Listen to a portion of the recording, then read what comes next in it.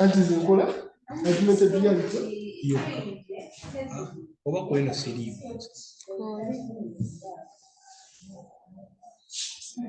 Dr. Nilsa, this is Nelson's Jovia. The discussion is today is 3D printing as an IT, the biometrics, augmented reality, and data analytics. 3D printing is an additive manufacturing process that creates a physical object from a digital design. The process works by laying down thin layers of material in the form of liquid or powdered plastic, metal or cement, and then fusing the layers together. It is used to manufacture molds for making jewel, and even the jewel itself can indeed print almost any shape, structure, and objects, but are limited by their build forms and not being able to print in mid-air. We have the advantages of 3D printing. Its flexible design allows print for the design and print for more complex designs than traditional manufacturing processes. Then rapid prototyping can manufacture parts within hours, which speeds up the prototyping process. Print on demand, it's another advantage as it doesn't need a lot of space to stock inventory, unlike traditional manufacturing processes. Strong and lightweight parts used in the main 3D printing materials used in is plastic, although some metals can also be used for 3D printing. Firstly, design and production. Depending on a part's design and complexity, 3D printing can print objects within hours, which is much faster than molded or machined parts, minimizing waste. And then cost-effective, easy to access, environmentally friendly. Hope those are self-explanatory. And then advanced healthcare. 3D printing is being used in the medical sector to help save lives by printing organs for the human body, such as livers, kidneys, and hearts. Then the disadvantages, we have the limited materials that are used in creating the 3D.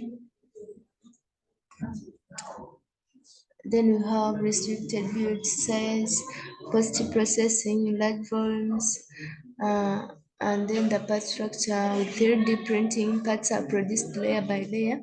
Although these layers adhere together, it also means that they can laminate under certain stresses or orientation.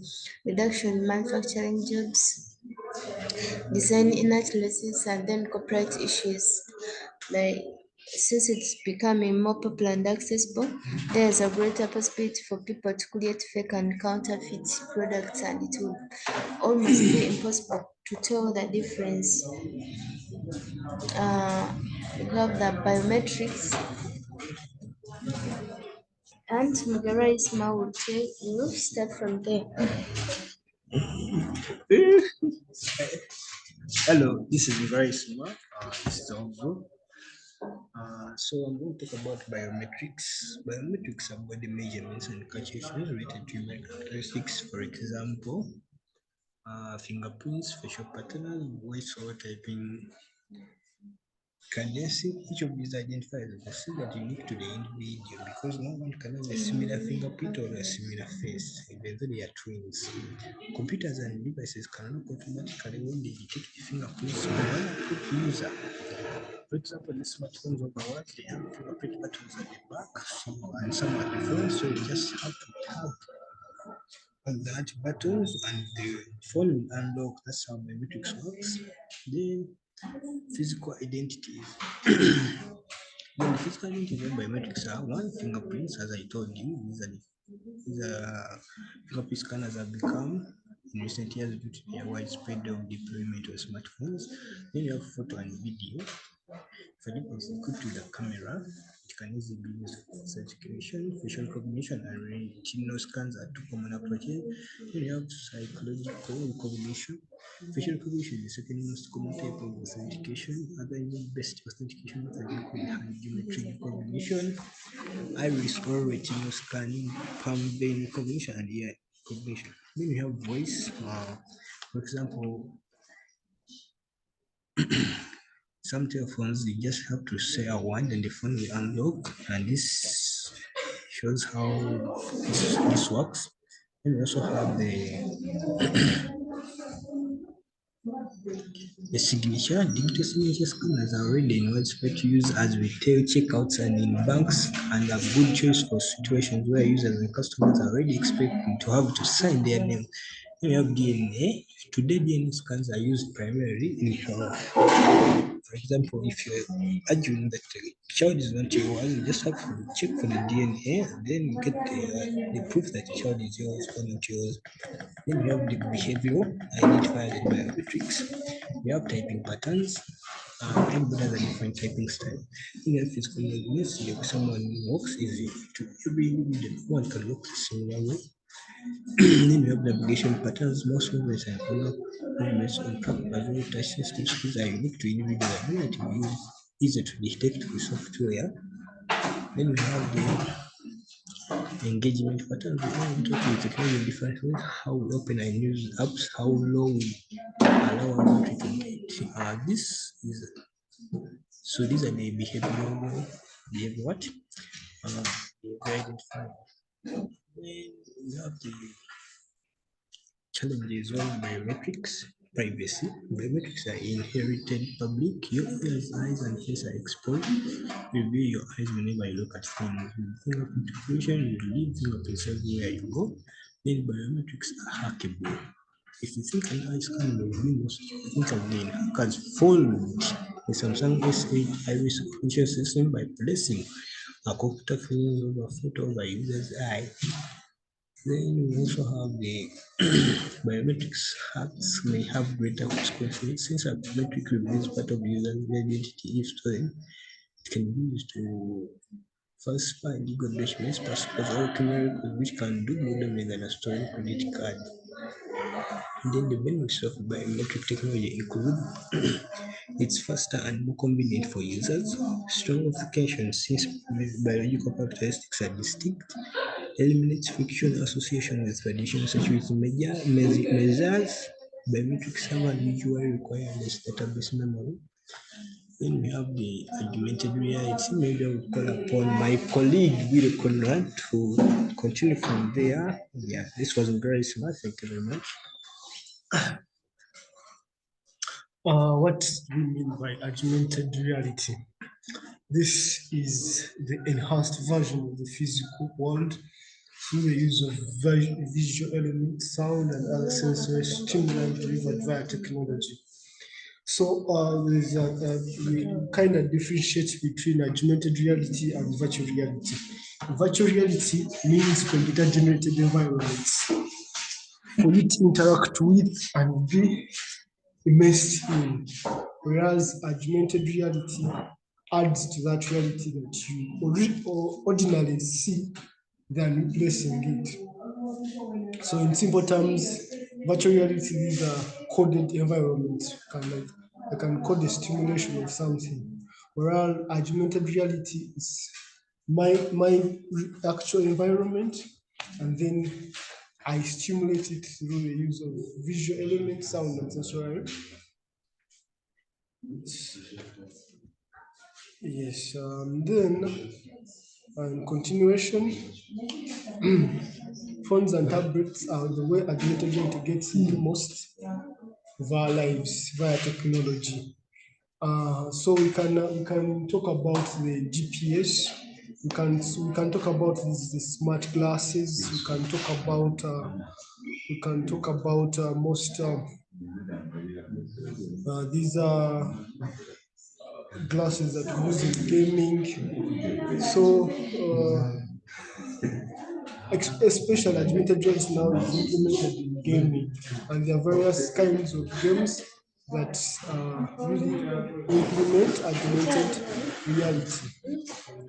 So devices that we can use to apply augmented reality, we have mobile devices, we have smart devices, we have smart glasses, we have contact lenses, as earlier stated. And so when we talk about augmented reality applications, as told you, it is really mostly applied in gaming. So as in games, there is a stimuli of the environment and the sounds through use of sensory devices.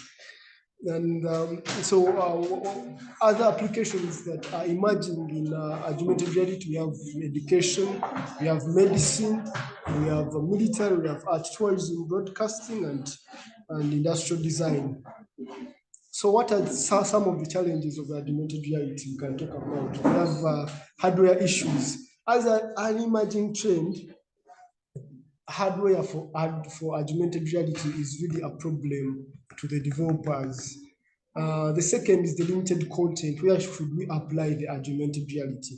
Lack of regulations. What kind of policies and rules and regulations can really be used to govern the can be used to govern augmented reality, public skepticism. So there's a lot of discussions that go on in the field of augmented reality. So it's also a limitation. So physical safety risks. When you talk about when people put on the physical, the contact glasses, they can be physically injured when they are using augmented reality. So we are not really conversant with the application of augmented reality. So my next discussion point would be data analytics. What do we mean by data analytics? This is dealing with the raw data and making conclusion about it and gaining information from it. Data analysis technologies can reveal metrics in data, in mass data to get mass information. Data is a central part of how organization function. So most organizations need to rely on this data to provide or to gain more insight in what they are doing.